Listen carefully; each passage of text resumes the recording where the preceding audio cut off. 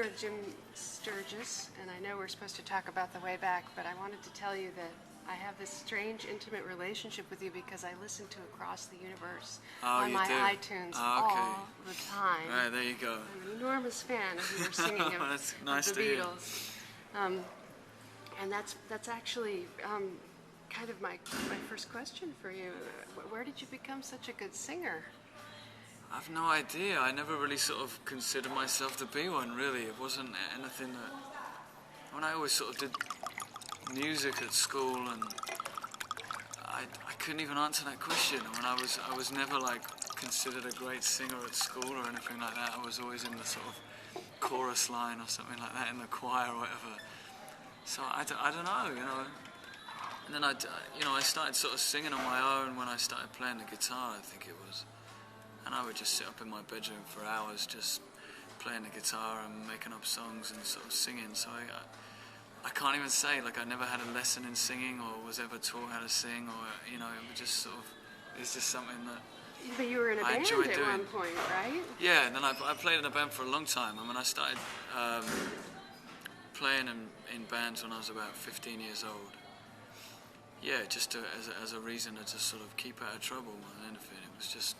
You were the vocalist? To stop the boredom, yeah. And it was just, yeah, a group of friends of mine. What kind of stuff did you do? Covers? We were doing covers of bands that we liked at the time. And we were all kind of skateboarding kids, you know, around 15, 16. So a lot of it was kind of skate punk sort of music at that time. And it was... Where were you?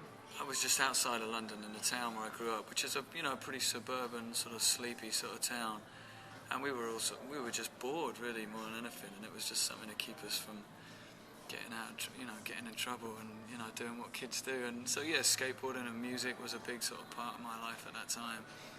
And yeah, we had a friend, and there was a competition. It was called the Battle of the Bands. And there was a group of other kids who had started a band called the Independent Yellow Hoover. And we thought these kids were, like, super cool, and we wanted to be like that, you know. So, yeah, a group of friends, and they were some of them were from another school, and they sort of got a different band together.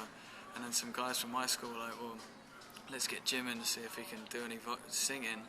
So I just turned up and we started just playing, and yeah, then they asked me to join the band, and you know, that was... Did you have any success? No, not at all. We were 15 years old. We started just playing just around the local town in the pubs, and we'd have to lie about our age and just to play in these places, and you know, we'd get thrown out from a lot of them just because we were underage, you know. But it was, yeah, I have very fond memories of that time. And when you were in college, you were studying acting then? No, well then I sort of, well, college for us is like sixth form college, so then you have to take 3 A levels. So one was media studies, the other one was theatre studies, and the other one was arts.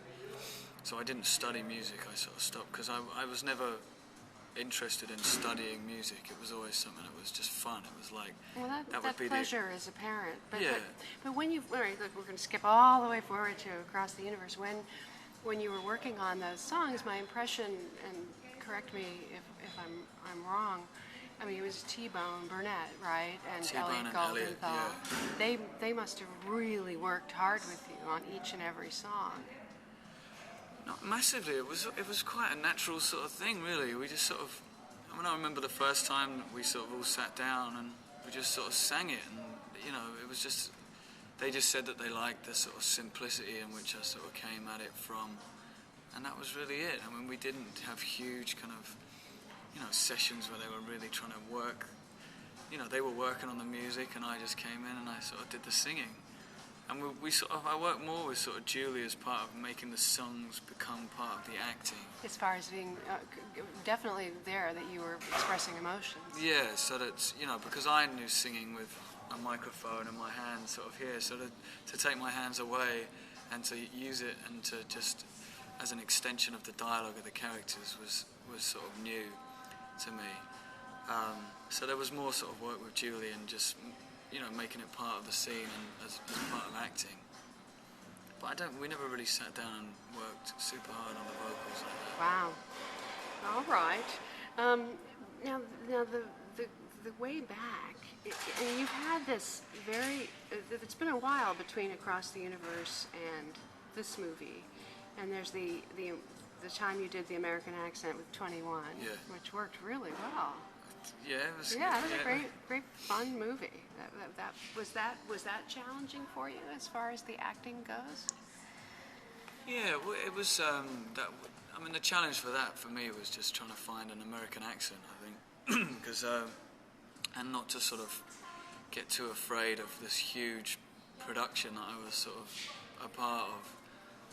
You know, suddenly I was in this sort of blockbuster American Hollywood movie, you know, and that was, you know, kind of a little out of my comfort zone, but exciting all the same. But yeah, I just sort of take each thing on the chin. I don't really think too much about it and get too sort of weighed down by it. It was just sort of, it just came out of Across the Universe, and I'd done Across the Universe, and then I did a film called The Other Berlin Girl, and it was while I was making that film that I was offered the part in this, and I think I only had about 2 weeks to sort of get an American accent together, and I think that was what I was most nervous about, I think. And they gave you a coach and stuff. I had a dialect coach for 2 weeks. Yeah. And then there was this movie Heartless, which I never saw. Yeah, well, it's just come out here in America. We just opened it in New York a week ago. That may explain it. That's probably why. Yeah. So what is that? It's a thriller? It's an unexplainable film in the sense that it was made by a really interesting British artist who sort of has his own creative universe, really. And this is just an extension, a film that he made, which is an extension of that world that he kind of lives in. So it's like a British independent. It's a British independent film. It's got elements of horror. It really sort of crosses through a lot of genres, really. It's a love story. It crosses into the sort of horror territory. It's a psychological thriller. It's about a boy's inability to kind of understand the world that he lives in, and he was born with a heart-shaped birthmark across the side of his face. So he sort of considers himself ousted by, you know, an outcast to society.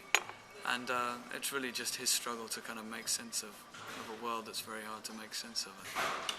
And it's a very clever film, actually. It's wrapped up in a fairy tale, but it really tackles kind of very serious issues of the modern world we kind of live in. It's about religion and madness and beauty and our obsession with beauty, and, you know, a lot of interesting topics.